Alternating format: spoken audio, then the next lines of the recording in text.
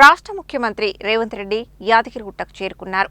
43,79,00,000 రూపాయల వ్యయంతో నిర్మించనున్న వేద పాఠశాలకు రాష్ట్ర ముఖ్యమంత్రి శంకుస్థాపన చేయనున్నారు.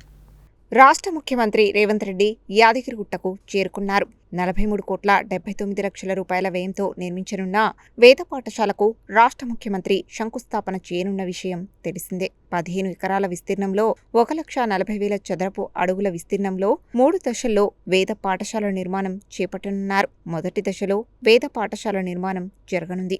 500 మంది వేద విద్యార్థులు విద్యాభ్యాసం చేసే అవకాశం కల్పించనున్నారు. వేద పాఠశాలలో విద్యార్థులకు అకామిడేషన్తో పాటు నివాస భవనాలు, డైనింగ్ హాల్ ఏర్పాటు చేయనున్నారు.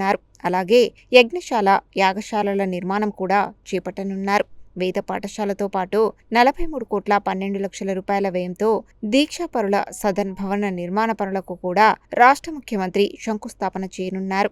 అలాగే 9,86,00,000 రూపాయల వ్యయంతో నిత్య కళ్యాణ మండపానికి శంకుస్థాపన చేయనున్నారు. కొండపై భక్తుల సౌకర్యార్థం 1,34,00,000 రూపాయల వ్యయంతో వీవీఐపీ స్టేర్కేస్ నిర్మాణ పనులకు సైతం సీఎం శంకుస్థాపన చేయనున్నారు.